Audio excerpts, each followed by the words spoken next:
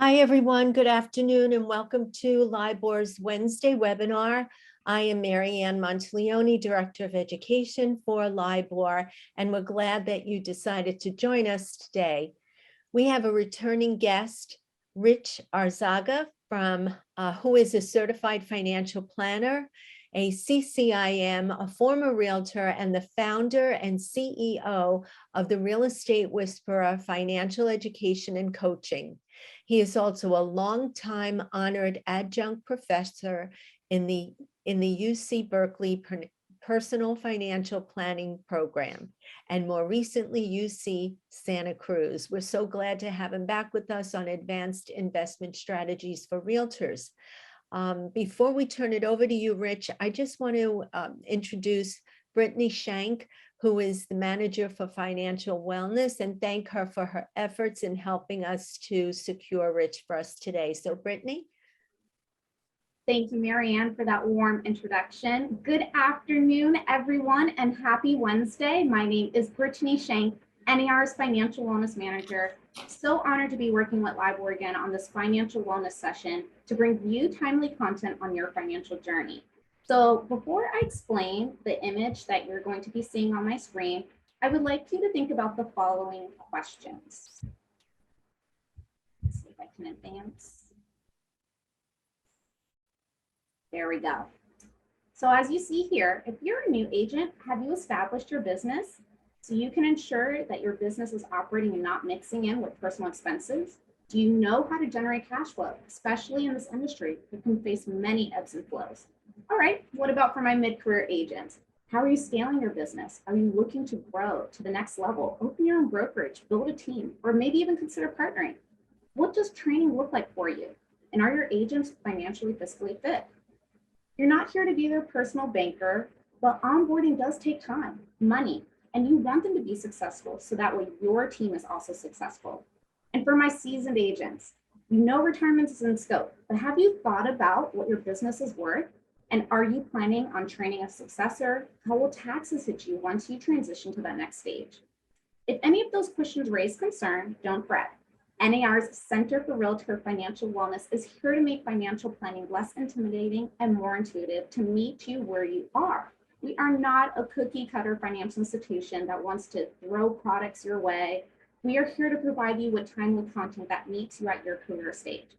And we have a robust platform that is included in your member dues, where you can access budgeting calculators, spreadsheets, articles, get goal-based financial advice through the platform assessment. And best part, the platform does not store, share, or sell any of your information. We are here to be an educational resource, which is why we have timely content such as these webinars. So as you can see on my screen, here is an example of one of our free resources, the Financial Wellness Roadmap, perfect for new agents who are looking for that next step. This is also a great tool for seasoned agents, brokers, team leaders, trainers to help with that onboarding or just to help get your team to that next level. Don't want to do this work alone. So you can download this free guide by visiting Financial Wellness, the URL that is provided on the screen, or as well as nar.realtor/CFFW, and select our promotional materials tabs so you can print off your own copy today. And I'm going to also encourage you to feel free to email me if you have any questions about any of the resources, and again, visit the platform. I do want to just give a special big thank you to the Long Island Board Association of Realtors for this opportunity to present to you guys. And I'm going to turn it over to my good dear friend, Rich Arzaga. Thank you so much. Brittany, thank you. That was a wonderful introduction. Nice roadmap, by the way. I know that it was just created, for members, and it looks great. So thank you. So it's a privilege working with you here again on one of these programs. I appreciate it very much. And in fact, just a reminder, if you have any questions at all for Brittany or the financial wellness folks, then there's the email address, financialwellness@nar.realtor. So please feel free to reach out to them. I've been working with them for almost about 2 years now. Very careful about who I work with because it represents your image and name. And these guys are excellent. I'm so happy to be here helping with this. So I want to go ahead and start with something that you probably asked yourself before you signed up for the workshop, and that's, I wonder if I should actually attend I've signed up. I wonder if I should be here. So you're here, and I appreciate that. But the big question here is, what's in it for me? The old whiffin, right? And I would make that a larger question to say, what's in it? What's in it in terms of the Center for Financial Wellness? What's in it for me on that too? Why should I visit that community and spend time there? Well, I want to talk to you about a couple of very common questions that I get as a CFP advisor and as an instructor for people that are, looking to succeed in their personal finances. One is, are you interested in maintaining a standard of living? So my experience has been that when people eventually stop work, because you're all working now to create wealth for yourself so that at some point you can declare financial independence. And at some point you want to go ahead and stop work. And most people want to maintain their standard of living.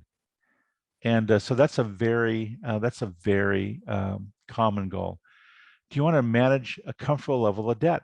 And what that means is that if things should happen where cash flow gets a little bit lower, or inflation in this case gets a little bit higher, are you going to be able to survive the debt that you have? And would you like to continue managing that? Do you have enough resources to cover expenses during a soft market? Something tells me that we're going to be stabilizing the market pretty soon. I don't really know what's going to happen. It's going to be market by market. But when that happens, because it will happen, your business cycles, will you be able to go ahead and continue to pay your obligations when the market softens? Will you be able to cover unexpected expenses, whether it be something with the braces, whether it be something with a car, replacing the car out, even something as simple as a hot water heater can be pretty expensive. Are you going to be able to go ahead and cover those expenses without having it impact your other obligations? And finally, are you interested in are you on track to achieving financial independence so that you can go ahead and live the rest of your life without worrying about money? Here's a survey that came out just a month ago. It's a financial well-being survey in the US, and this really hits home in terms of why this center is so important for you. Why this is just not a workshop to come in and visit and get some tips here and then leave. You want to go back and begin to use the tools here. Let me go back on the screen here. Here we go. So the survey they took, they measured two different types of audiences. One who felt very comfortable about their financial literacy. They call those high financial literates. And then there's those that feel much less secure about that. They call that low, and that's in the purple. So when they ask the question, are you having difficulty making ends meet? And this is, remember, a more current environment. So it's not 10 years ago or over the last 20 years. This is in the last quarter or so. Those had low financial literacy or felt they did were actually over 4 times greater in terms of their concern for that. The question then is, are you debt constrained? Which means that is your debt defining you as a causing, a little bit of concern? And it's almost a 3-to-1 ratio. Those with a financial literacy have about 1/3 of the concern of those that don't feel that they have a working knowledge of personal finances. Don't have sufficient savings to cover 1 month's worth of living expenses. Those that are more financial literate are able to survive that, have a lot less complications around that concern. Come up with $2,000 of unexpected experience. Again, the ratio is over 3-to-1 on that. And then finally, spending time about thinking about your personal finances and dissatisfied with the current situation. It's 4-to-1 roughly of those who are financially literate. They are 4 times more comfortable about their situation than those that aren't. So the thing that strikes me about this survey is that this is entirely in your control. You can go ahead and take the time and be better informed about your personal financial situation. I know it's not fun. It's not easy, but there is some sort of value to this, and things that are important sometimes aren't easy. So I would really encourage you to check out the Center for Realtor Financial Wellness and spend some time there and use it as a resource. They really have a lot of very good tools for you. Okay, onto the program here, educational disclosure. This is essentially saying that this is for education only. These strategies are designed to help you think about ways that you can improve your, investing approach right now. And it's not advice. So there's that. The other part of this disclosure is you want to consult your particular financial advisor, your tax person, for what is going to actually work for you, because everyone's circumstances are very different. Okay, here's what to expect. We're going to talk about increasing your net return on investments by managing taxes on those returns. We're going to talk about alternatives to stocks and bonds. Also talk about the volatility in the stock market just a bit, but mostly how you can offset that by seeking dividends on your investments. How that can actually add a little bit of cushion to that volatility. And then we're going to talk about alternatives to a home equity line of credit, something that still is fairly new out there that I think you might find useful for yourself, and also you might find useful for your clients. And then we're going to take questions. I will be here till the end of the hour, and then I'm happy to stay after that, until we get the last question answered. Okay, so we're going to focus on, I'm going to orient the class right now for a moment. We're going to focus on passive investing. So what does that mean? Well, let me give you some comparisons here. I have active investing and I have passive investing. Active investing is something like market timing, where you're looking at the market saying, is this a good time to get in? By the way, it probably is, given the market in the last month or so. Versus I'm looking long-term, I'm probably already in the market. Now what should I do? We're going to talk about the passive part of that. We're not going to talk about day trading. There's a lot of programs and resources for that. We're going to talk about simple things like rebalancing. My experience in working with people over the years is that most people just want to make it simple. They would like a good strategy that fits them, or there are going to be some concerns along the way, but largely they're going to be able to maintain their approach. And day trading is the opposite of that. Also, the opposite of that is options trading. And we're not going to talk about that. That's a cool idea. But if you think about day trading, options trading, market timing, ultimately, there's only a very small percentage of the population that really enjoy that, promote the heck out of that. It seems like it's very common, but actually it isn't. Most people want to keep their finances simple. So we're going to talk about keeping things simple. We're not going to talk about high concentrated stock. And what that means is like Bitcoin, as a matter of fact, or in the old technology days in early 2000s, internet stock. So we're not talking about highly concentrated areas where you're going all in on, let's say, tech growth. We're going to talk about diversification a bit. This is where this falls in the line. And then we're not talking about hot stocks. Should I get Apple? Is it too late? Should I get something different? Should I get into energy now? We're going to talk about asset allocation, and we're not actually going to talk about the passive stuff. Our thinking and our ideas are around supporting the passive part of investing. So I think that a lot of you will find this a relief, because you don't actually have to become an engineer around investing to be able to use these. You can use them along with your current passive goals or approach to investing. And then ultimately, the bottom line is we're going to focus on improving return, reducing volatility, and then reducing taxes, because whatever you can reduce giving the government and taxes, it stays in your pocket, and it increases your financial outlook.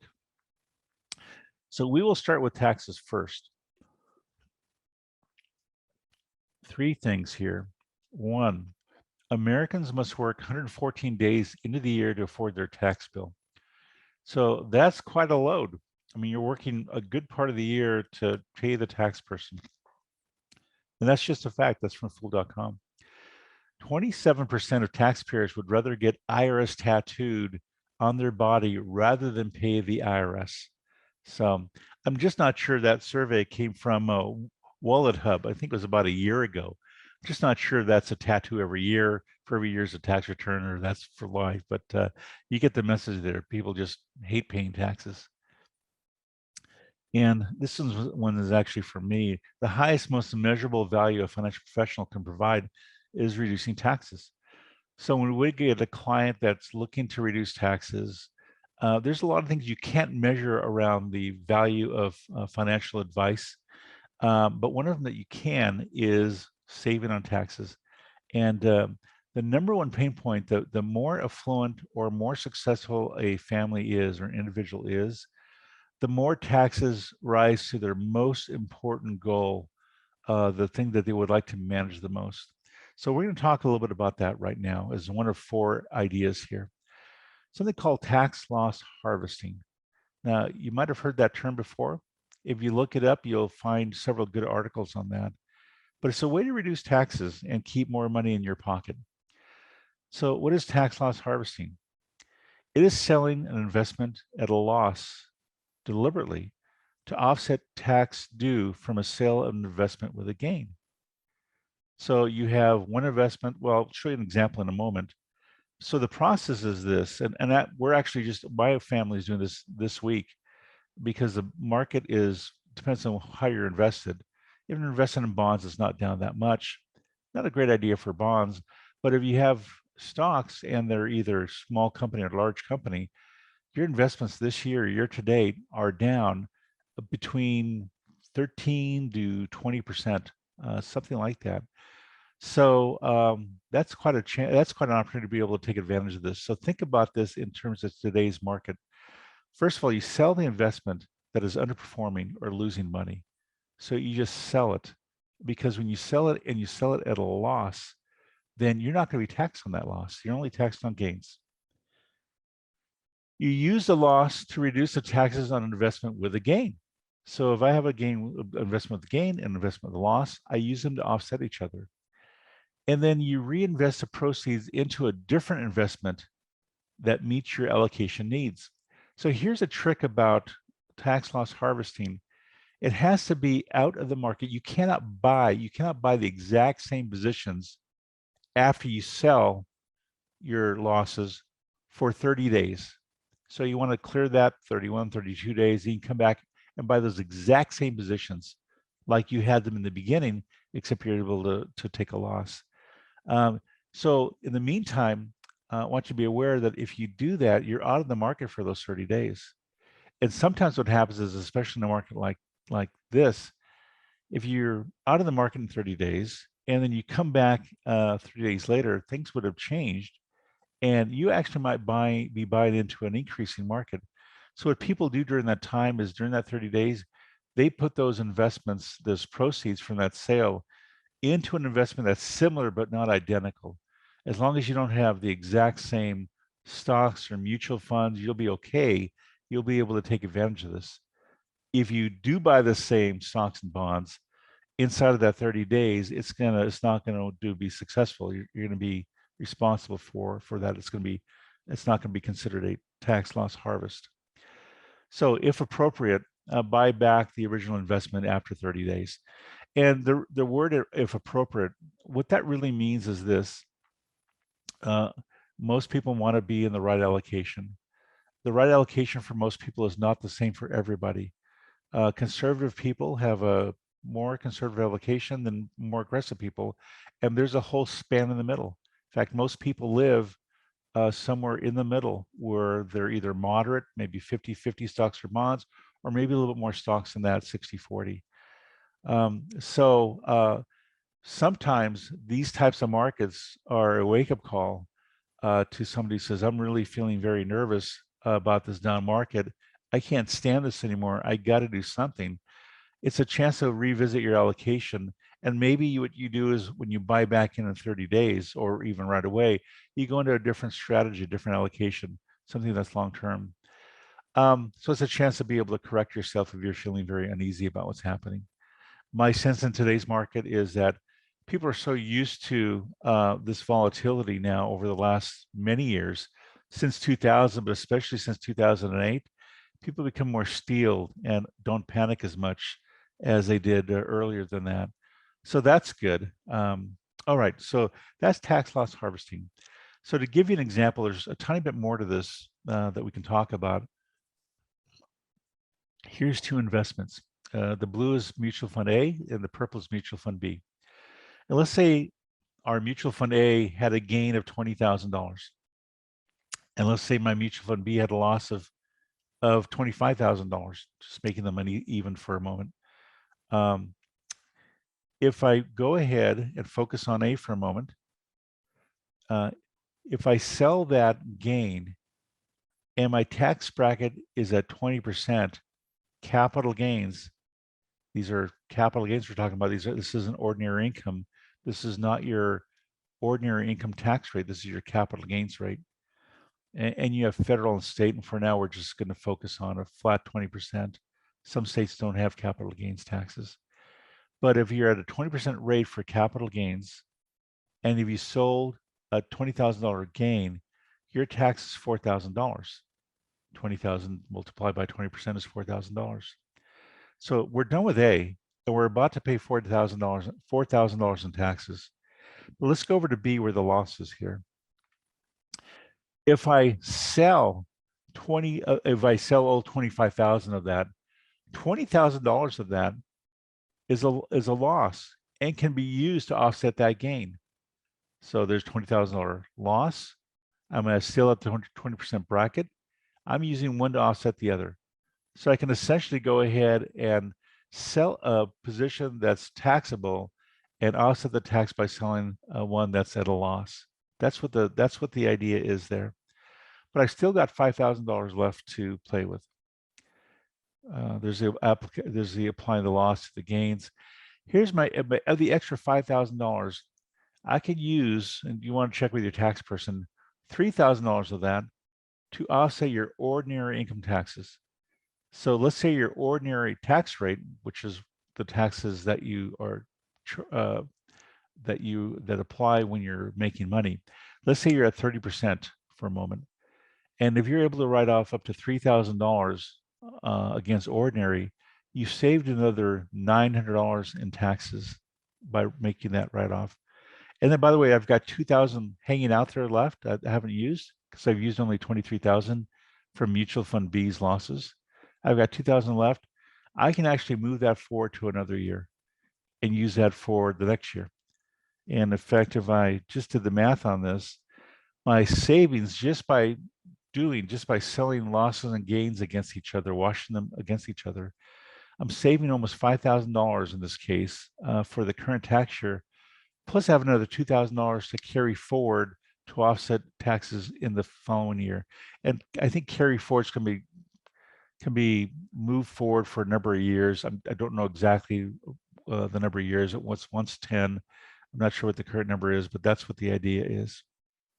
Okay, your circumstances will vary. Check with your tax person, but I think this is a really nice idea. By the way, we're talking about mutual funds right now. It doesn't just apply to mutual funds. So here's A and B. I'm going to switch things around a moment. Let's say that I had a mutual fund A that had a gain, but I had a real estate investment that had a loss. I can do the same thing with that. I can offset the gains and loss on those two investments. Let's say that I have a residence. This year I'm selling our home, our family home after many years. We're going to have a gain. And it's going to be taxable. I'm beyond the exemption levels. You know, the exemption levels are $250 per person, $500 per couple. Well, we're going to be taxed beyond that. I've also got losses this year that I mentioned that we're harvesting this week. I can use the loss on my investments to offset the gains on the house. It'll reduce my taxes. So it can work that way as well. This can help your clients out too, by the way, when they have similar problems in today's market. If you have a real estate investment trust that has a gain and you still have that mutual fund B that has a loss, you can do it there too. So you're not just stuck to stocks and bonds or mutual funds. You can do this with most any passive investment. You just want to make sure that the investment meets the requirements, and that's where your tax person comes in. And sometimes your CFP or your financial advisor will be able to help with that as well. Maybe not give final tax advice, but give you some guidance. Okay, so when people see this, and this is notice the chart. The chart goes and goes down very quickly into a V shape, and it goes back up. But notice where the gentleman is focused on. He's focused on the loss. This is really very common that people focus on their losses and that's what they think about. Might even drive their behavior in the future, unfortunately. But when you see a loss like this coming in the future, think tax loss harvesting, because it could save you a pretty decent chunk of taxes. Okay, we're going to talk about alternatives to stocks and bonds. We call these alternative investments. This is idea number 2. So for this conversation, we'll just refer to them as alts. If you do a search on alts or alternative investments, you'll come up with the same thing. So what is an alt or alternative investment? Is an asset that does not fall into one of the conventional investment categories. And the conventional investment categories are defined as stocks and bonds and cash. So people pretty much know what that is. If it's not stocks and bonds and cash, it could probably be considered an alt investment. Just to give you a perspective on usage of alts, and I know they're growing in popularity for different reasons, and that's good. But Yale Endowment, which is arguably one of the more successful investment entities out there, they have advantages we don't have, like they have tax preferences and so on, but still as a total return, and the Canadian pension plan, each have almost 50% of their allocation dedicated to alts. So that's a pretty big number here. To give you kind of more still institutional meaning it's not people like you and I, we are more individual investors. Institutional are the big firms, insurance companies, that sort of thing. Pensions are institutional firms. But in 2017, pension funds as a whole increased their alt allocation from 7.2% to 11.8%. So that's actually quite a jump in 1 year. But they recognize the value of alts. And we're going to talk about them a little bit too. Alts have become more accessible to the average investor through ETFs and through mutual funds, that sort of thing. At some point, an alt becomes a lot like a stock, especially if it's traded. So there's some differences there we won't be able to cover, but we'll go more into this here and help create some clarity. So just to give you an idea, what exactly is an alt? Because I know what is not an alt. It's the stocks and bonds and cash. Examples of alts include private equities. And private equities are like, basically, when you hear the word private equity, it's a non-public company. That's all it is. And if they're raising money and selling shares, they're doing it in the private market. Okay, so, and there's investments that are geared just for private equities, companies that are not public. The next example of alts is a very popular one in this community here. It is real estate. So industrial, residential, raw land is even an alt. Other commercial, timber. Timber is considered an alternative investment. If you think about timber for a moment, investing in timber, and the timber itself grows about 10% a year. So you make an investment, millions of dollars into, in an individual's case, it'd be maybe 10,000 or thousands of dollars, but you make an investment there and the tree grows by 10%, the asset has grown by 10%. And they cut it down and they sell it. And especially in the last couple of years, timber has been very valuable. But timber is an aspect of real estate. Infrastructure. What infrastructure means is that's the stuff that keeps us kind of floating, I guess, above ground. Water, energy, roads, airport, railroads, that's called infrastructure. Commodities, gold, silver, oil, gas, wheat, precious metals, things like that. Bitcoin is considered a commodity, by the way. And collectibles, that would be art, coins, stamps, rare wines, and things like racehorses. Those are collectibles. And so I realized those are fairly abstract. It's like, how would I invest in one of those? But the way in the last 15 years, the way the investment community has worked is that you can actually choose to invest in some of these on a non-traded basis. There are companies that offer funds that aren't stocks that invest in these areas. Your financial advisor would be a good person to talk to about that. Your tax person, probably less so, because they're not really making recommendations on exotic things like this or things that are new. you would talk to them about what are the tax consequences of investing in alts. But your advisor might know some of, they don't know, they might be just really stuck in the more, common investment places. You might have to look outside of that. So let's talk more about what that means and why this is important. I guess talk about the impact of alts and why they could be very helpful. Here's a 25-year portfolio look from going from the second quarter 1996 to the third quarter 2021. So it's exactly a 25-year period. So we broke this down a couple of different ways. First of all, I want you to notice that the chart here, and I know there's a lot of stuff going on, and I don't want to bury you in details. So try to make this simple here. But basically, the chart, the axis on the left, right, the vertical axis, is annualized return rates. So it goes from lower to higher. By the way, it doesn't go from 0 to 10.5. It starts at 7.5. It just makes the chart a little bit smaller. So just be aware that this is right-sized a bit to make it easy for you to read, but doesn't include the 0, 1, 2, 3%, that sort of thing. We're not going to need those based on what we're going to see here. So it starts at 7, goes to 10.5, and really what we want safely, is as safe as possible. Is a higher number on that. That's what most people seek. Okay, then there's a risk side of that. The risk side is the higher number you seek, the more risk you take. And that's what the bottom horizontal line is, volatility. So the numbers start at 5.5 to go out to 13. And basically the way it works is the higher the volatility, the more risk you're going to take on that portfolio in any given year. So for example, I'm going to use an example here to try to make it easy here.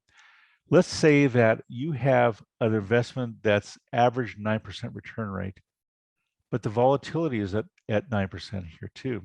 So let's say they're both at 9 to make it easy.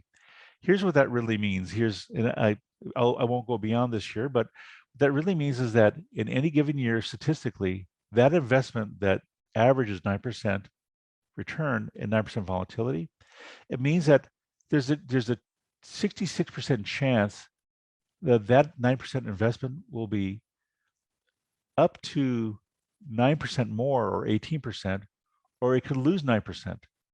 So there's a 2/3 chance that in any given year, this 9% investment will be at 0 or at 18%.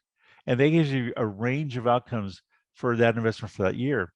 If it was a lower volatility rate, you would actually reduce that. And that if you had a 9% volatility rate, but you had a 9% return rate, but 6% volatility rate, that means that the range goes from +3 to +15%. And I realize now I'm going too far into this here, but let me show you the message here. This is what it looks like. This is kind of the more risk you take, the more reward you get, and the reward tapers down at the end. But here's the actual portfolio that was 40% stocks and 6% bonds during this 25-year period, right? And it ended up on the return rate of about 8.25%. Volatility rate is fairly low. So kind of hugged that left-hand side, which meant, hey, this is not a bad return rate and volatility wasn't too bad. All I had to do during that 25 years was buy 60% bonds and 40% stocks and rebalance them over time. But if I added alternatives to this, if I bought a bucket of alternatives that represents, say, 30% of the allocation, I changed the allocation from 60-40 to 30-40-30, adding 30% alts. And what that did was that increased my return rate by over 1%. And it actually slightly decreased my volatility. I moved to the left a little bit. That's not too bad. So let's say that you're a little bit more aggressive and you want to go 60-40. You're a 60-40 person where you can take 60% equities or stocks and then 40% bonds. So you're right there kind of in the center of this chart. If I added 30% alternatives to this portfolio, I would end up with a slightly higher return rate, but much less volatility. Because I'm taking it from equities to some extent, I'm reducing my volatility, but still increase my return rate. So I think you can see the message here that by adding alternative investments over the long term, this is not over 1 or 3 or 5 years, but over a 25-year period, as recent as third quarter 2021, it can have a positive impact on your portfolio overall. One last one, let's say that you're even more aggressive and you like lots more stocks and you have 80% stocks, 20% bonds.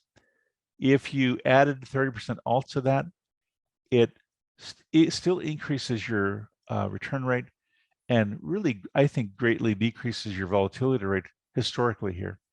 So the bottom, at the bottom, you'll see the source for this.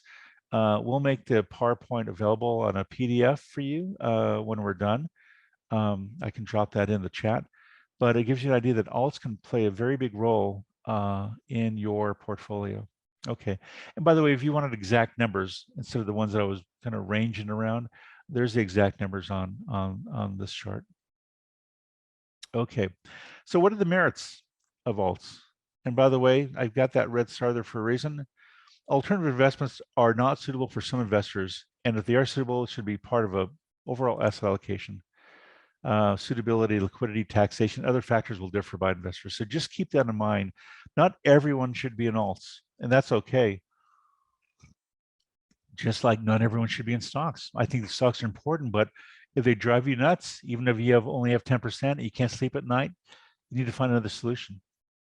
So while not for everybody, the merits are they can provide the following benefits. Definitely diversification.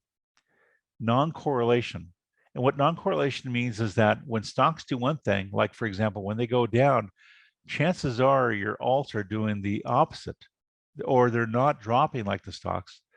In today's market, well, it's interesting. Think about this as an example. In today's market, while stocks have dropped, and part of those REITs or real estate investment trusts have dropped with them because they're stocks. If you actually look at the buildings where people are leasing, office buildings, industrial, they're still there and they're still paying their rents. If you held that position directly in your portfolio, you wouldn't have the drop in your stock market that you had in the last couple of months. So that's a great example of non-correlation. They're institutional, which means that they are typically done by professionals that have lots of experience doing these things. So you don't have to do this yourself. You do have to pay a fee for that, but the idea is, is it covered in total performance? Am I going to get the experience I'm hoping for? Is it going to give me a better lift? Maybe the fee's worth it. They're tax advantage in some cases. So some of these, there's some oil and gas that are actually tax credits. I wouldn't look at that unless you're in a very big tax situation. REITs can be QBI advantage, which means that 20% of the income comes off without being taxed at all. And you can also use the appreciation. You can also use the depreciation and the mortgage interest to write off against income. So they can be tax advantage. And by the way, they can accommodate, this is true, but not really excited about this one. They can accommodate investors' need to change, to be, to chase the next silver thing or next glittery thing, excuse me. They can accommodate that need. That's not really a good reason to use them, by the way, but it is a change. Here's some considerations to be a good alt investor. Generally, the more liquid the alt, the less likely the preceding benefits. So here's that point I was making earlier. All of those alternative investment options I mentioned before, if they're in the form of stocks, they're less likely to be diversified, non-correlated, tax advantage. So just be aware of that. The more they're non-traded or non-publicly traded or more private, the more likely you're able to have those benefits. So there's a trade-off there, a little bit of complexity. Alts can be illiquid. I think of the liquid alts or liquid investments, the REITs, that are called interval funds, where you're in a REIT, it's non-traded, it's private, but you can get out of them every 30 days or so if you need. They limit the redemptions on those, but generally people can get out within 30 days if they need. It's not a good idea to get into something and out, just a thought, but if you needed the money for an emergency, liquid alts can be a good option for you. They can have, in very rare cases, unintended tax consequences in retirement accounts. So I just want to make you aware of this because alts can be a little tricky. This is a little nuanced. It's not going to apply very much, but one of the alternative investments will be equipment leasing, where you invest in a firm, they buy all this equipment and they lease it out to companies that don't want to buy the equipment, they just want to lease it. That's a really good alt to have. I know that because of the nature of that business, that if you had those funds in a IRA account, for example, or 401k, and they had a big event where they distributed a lot of proceeds, there's a possibility of a tax in that IRA account. So it's almost not worth mentioning, but I think I need to mention it because in the case it does happen, you want to be aware of it. But it's just another thing to be aware of, another consideration. And then the fee structures can be different. So they can be front-loaded, meaning you pay the commissions up front or the fees up front. They can be annualized. I want to say something about how investments are paid with alternative investments. Some of the most common ways are where they're purchased and there's a 5% fee up front, and then there's really nothing after that. People that do investing and they only charge a fee every year would say, "Oh my God, that's terrible. You're being charged 5% up front." It was a total ripoff. But chances are that investment's going to be held for 7-10 years or so. And if you think about that, 5%, it really comes out over a 10-year period to about 0.5% a year, which is actually half as much as a 1% advisor would charge you for managing that money in a non-alt. So I want you to be aware that you need to look at things. You want to look at things, consider looking at things on a larger scale and what the total cost is going to be over a period of time rather than just the first year. Something to be aware of. Some people are turned off by that, but they don't realize that they actually might be saving money. Best practices: solve your liquidity needs first. If you have some liquidity needs, make sure that your money is liquid so you can use it when you need. Keep your percentage of alts modest. I know we use the example of 30%. Where I've worked, the caps are at 30, but generally for most people at 20%, and some at 5 or 10. And then avoid short-term conversions to conventional investments or other alts, because remember, they're non-correlated, they go in different cycles. Hey, this is kind of fun. Here's a periodic table of asset classes. And I know it's hard to see, but I'm going to drop this in the chat for you later on during Q&A. But starting from left to right, if you look at the left, it says currencies. Well, that's as liquid as you can get. You can kind of get out of the market the next day. And equities, those are stocks, real estate, collectibles. Okay, so this represents kind of the pool that we talked about earlier. Now check this out with currency, liquidity, the darker the borders, the darker is the less liquid the investment is. So if you look at currency, box number one, actually the number one box is very liquid, very thin borders. But if you look at collectibles, the very top one says fine art, very heavy borders. So this gives you an idea of generally what is liquid and what's not liquid.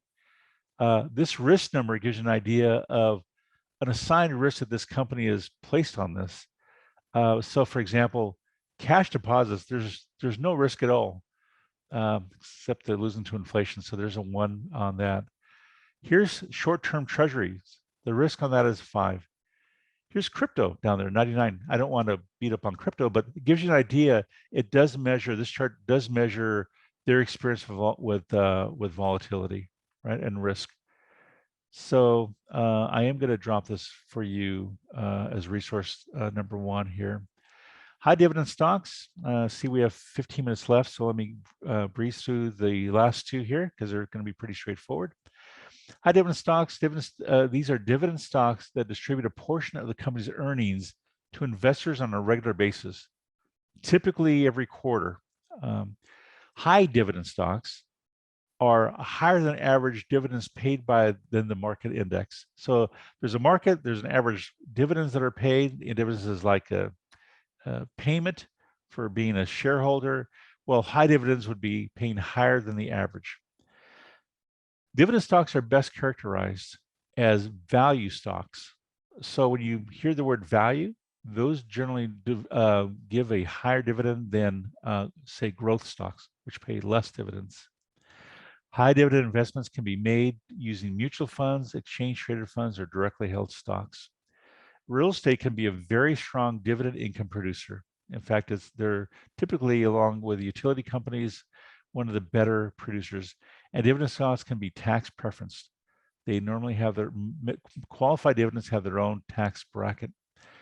So calculating dividend stocks, let me show you how that is done. It's actually fairly straightforward. You take the current dividend on the right-hand side of this calculation, take the annual dividend per share, you divide it by the current stock price, and it gives you a dividend. So for example, let's say that the current dividend for a company was $5 a share, because that's how they're normally defined. So it's $5 a share, and the cost of a share is $100.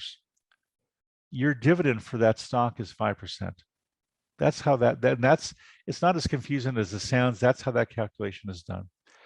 So the S&P 500, for example, pays an annual dividend of 1.37%. Not too exciting, definitely better than cash. This is on top of, by the way, the dividend is on top of the growth of that share. So the share price is going up and down, just like it has been forever, especially these last couple of months. The dividend is a payment on top of whatever that gain or loss is. A Dow Jones Industrial ETF pays an annual dividends of 1.81. So we're moving up the scale here. Vanguard High Dividend Yield, one of their popular funds, the Admiral, pays 2.86. So you can see that's already better than the other two. This isn't investment advice, this is just used as a conversation. The Federated Strategic Dividend Fund, there's the symbols on that, pays an annual dividend of 3.46%. IBM pays a dividend today of 4.77. So it gives you an idea, and you don't want to buy all IBM, by the way, but gives you an idea of the different range of dividends that are being paid out there. And that's in addition to the share price. So for example, if IBM didn't have any growth this year, their stock was exactly the same as the start of the year, they would pay a dividend of 4.77, and your gain this year would be 4.77. If IBM had a loss of 4.77, the dividend would make up for it, and you would have basically be parity. You'd be the same. So that's what dividends can do. These are not recommendations. Consult your investment advisor for what works for you. This gives you an idea over the decades of what has worked. And so please note a couple of things. One is look at the years below, 1950s, 60s, 70s, and 80s. So you'll see that there are decades. At the very end, you'll see 1950 through 2021. So it rolls up everything, okay? The second thing you'll notice here is that there's two colors. The gray is capital appreciation. That's basically the stock value of the stock going up and how much it went up during that 10 years. And then the blue is a dividend it paid during that 10 years. So you can see that for the S&P 500, which you saw from the earlier chart was among the lower dividend payers, how much still that the S&P contributed to overall returns over the last 60 years. So I know that dividend stocks are boring because they're value stocks. They're not as exciting as growth stocks, but if you're concerned about volatility and you would like some sort of dependable income, real estate is all about income, real estate income, investment real estate. If you like an alternative to that, dividend stocks can be a good thing to look into. I've also got as a resource for you that I'll drop in this research on a case for dividend stocks done by the S&P 500 Dow Jones Index. So this might be helpful. It's 21 pages, more than you probably would want to spend too much time on, but if you're serious about looking at this, this is a nice primer. Securities backed line of credit, last item here. Okay, what is that? Let's start with how a home equity line of credit works. And I know you know this because this is right up your alley. Home equity line of credit, you use the home as collateral. You go to a bank, you ask them for a line of credit. They give you a line of credit. They give you $200,000. So you can borrow from that at whatever the variable rate is at that time that you borrow the money. You borrow the money. There you are, borrowing the money. You go ahead and pay interest on that money that you borrowed, and it goes right back to the bank. So that's a HELOC, right? You know what that is. This is part of your business. It helps your clients sometimes with transactions or get out of situations temporarily. What a securities-backed line of credit is the same darn thing, except instead of using your home, you're using your investment account as collateral. It's the same exact thing. You go to the bank gives you a line of credit. Actually, the credit is called a facility. The investor borrows, not the homeowner borrows. The investor pays the interest back to the bank, and it's the same cycle. So this is really exciting because now you have two sources. If you have a house and you have if you have investments in a taxable account, you have two places to get money now. So here's a little bit more on HELOCs. They're available at select financial firms. So E-Trade, things like that, don't offer them because they're really a little more complicated. You can't do it on your own. But many of the major investment firms offer SBLOC. Okay, they're for taxable accounts only. They're not in retirement accounts. So there's one thing there: if you have most of your money in retirement accounts, you can't borrow against those because it creates all sorts of issues in case you need to pay that money back and you need to pull money out and there's taxes. They, instead of a line of credit, they call it a facility, and it depends on what you're holding. If you're holding all cash, you can borrow 100% of it. If you're holding all stocks, you can borrow about 50 to 60% of that. So if you've got $1 million account and they're all stocks, for example, you can borrow $600,000. The interest is an index plus a margin. So typically, for example, the 1 year secure overnight finance rate, which took place of LIBOR, not your LIBOR, but the London, the index that for four, is typically something like the SOFR plus 2.5%, 3%, that sort of thing. So right now, a line of credit on your investments might cost you about 4%, which is lower than a HELOC for most people, and which is lower than actually a first mortgage today. The merits of a SBLOC. Uses are short-term emergencies, purchase lifestyle assets like boats, cars, purchase an investment asset. You can buy more investments with it. Open up a small business, fund a new career in real estate, and make a down payment for a house. I've seen them used for all of these things, by the way. The pros are there's low or no cost to open it. Normally there's no cost. You can keep it open without using it. You don't have to sell the investments to draw the money. That's a really important thing because then you're not triggering taxes. You're avoiding taxes by selling, you avoid taxes from selling the investments. You don't have to sell the investments. You basically get a line of credit against them.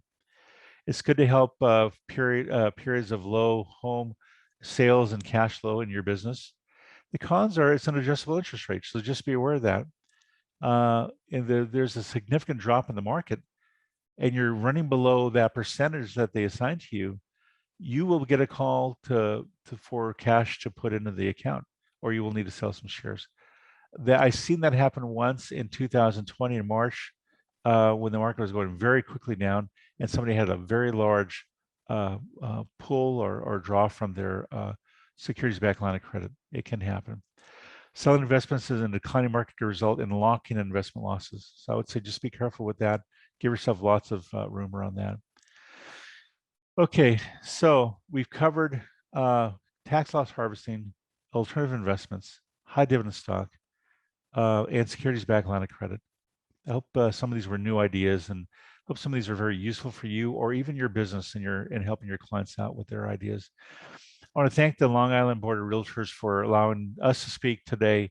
I really enjoy this. This is my second time here with you, and I know you're working very, very hard. I hope you take my suggestion to visit the center to heart because I think it's going to be very useful and be very important for your financial future. And now I'm ready for any questions that you have. Okay.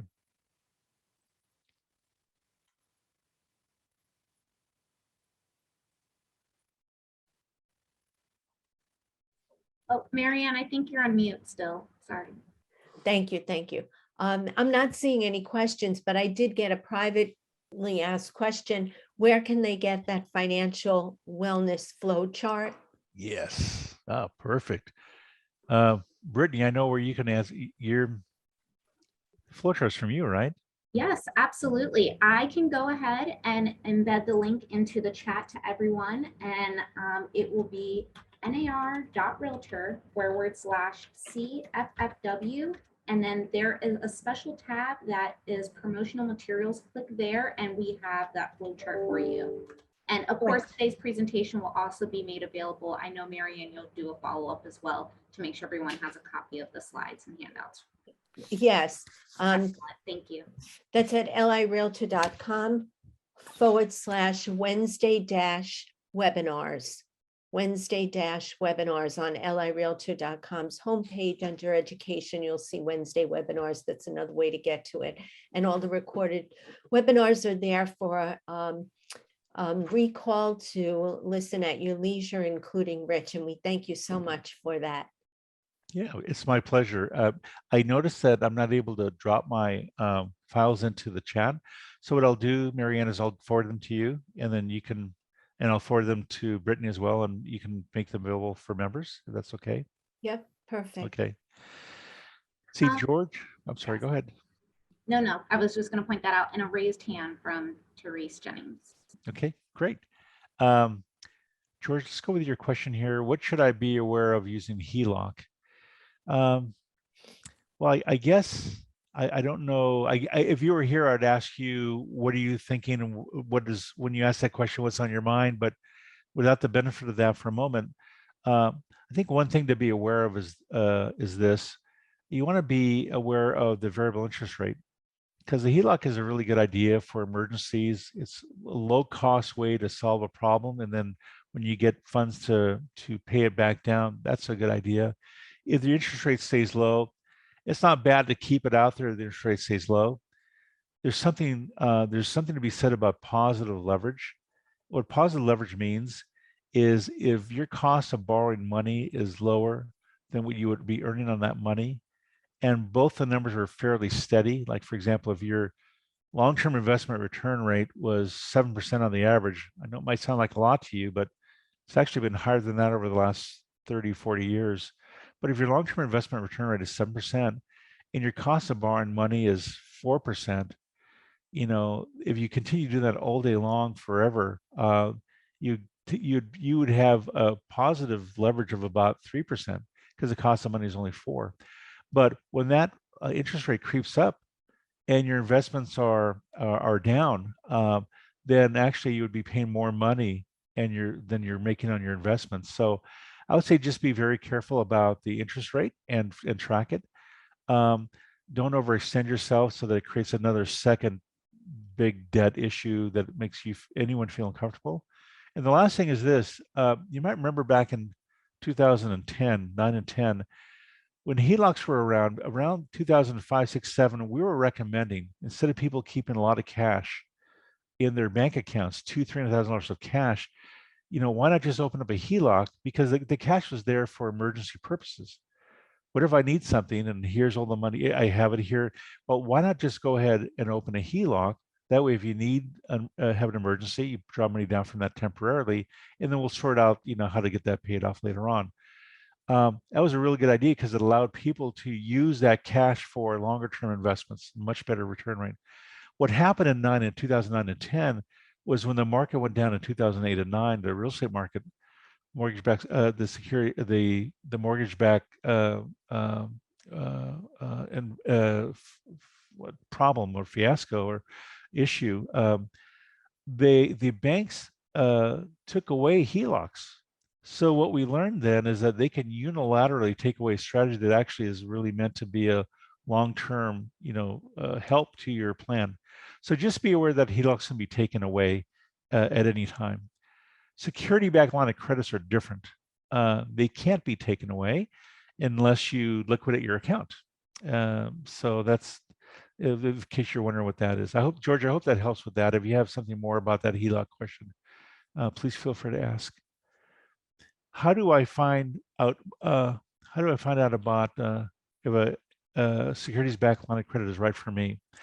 So I guess just doing a little bit of triage right here, the first thing you would need for that to happen is you would need a over $100,000 in a taxable account that you could use to secure that loan. So let's say you have $500,000 and it's in a taxable account. First of all, you qualify for it. The second thing is, does your institution offer it wherever you're at? E-Trade, for example, doesn't offer them because it's just not part of their business. A lot of other companies like, Raymond James, Ameriprise, UBS, Morgan Stanley, a lot of these companies do offer these securities-backed line of credits. Your advisor may not know about them because they may not be, maybe planning centered. But if you ask them for more information on that, I'm sure they can get you more information about that, and they can help you qualify. They can help qualify whether it's suitable or not for you. So from my perspective, when I think of a client who would be qualified for that, I'd want somebody who needs it for kind of a temporary basis, but is not going to live off of that. So I have a wealthy client in Southern California. They like to buy real estate. They use their securities-backed line of credit to pull $1 million out to buy a piece of property and then eventually cover it again with other money that they have coming in. And so they might keep the loan there for a year or so. And their rate in today's market for doing that is about 3.5%. So Karen, I hope that kind of approaches answering your question on that. Now, George is, my house is paid off. Good for you. I want to use a HELOC to buy the investment property. Any advice? Yes, I think the big picture advice is this. When you buy that investment property, you want to figure out what your cash flow is going to be on that. Cash flow is simply the difference between your income from that property and all your expenses. Okay, that's your cash flow at the end. You have cash flow, and then that cash flow number was, let's say that you had, let's say that it was $100 in income, and your expenses were $60. That means you have cash flow of $40, right? If you take that $40 and divide it by the equity you have in that property, the equity is how much you got to put down, to buy that property, you'll come up with a return rate.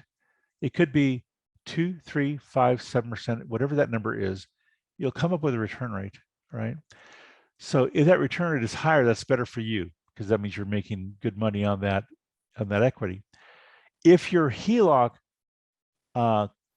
number is approaching that cash flow rate, it's probably not a good use of it because interest rates will go up still more this year. And you could find, and you're not going to be able to increase rents that high that quickly. You could find the cost of your money actually going higher than your cash flow rate. In that case, when you're paying more money on loans than you are generating from the investment, you have what's called negative leverage. So that's different than positive leverage, what I mentioned earlier. So I think I would be aware of that. I would do the calculation on your investment property, see what the cost of money is. And if it's getting anywhere close, I don't know that I would use a HELOC. I think I'd probably look at a fixed rate because interest rates will continue to grow. We had our house in the market 3 weeks ago. The Feds bumped up the interest rate 0.5 point, and it literally froze people's, that weekend we were on the market after the raise. We had lots of people through, but the number of offers were much fewer than we expected. So interest rates will have that impact, and they will have a real impact on your cash flow. George, I hope that helps. Hope that wasn't too long. Okay, folks, is there anything else I can answer? We do have a raised hand. I'm not sure, Mary Ann, or can we unmute, or would you prefer everybody to ask their question in the chat? We can unmute. Okay, we have a raised hand from. All right, I can let this person talk if they're ready to go. Here, let's see. Hello, Is it- Saya. Do you want to ask your question?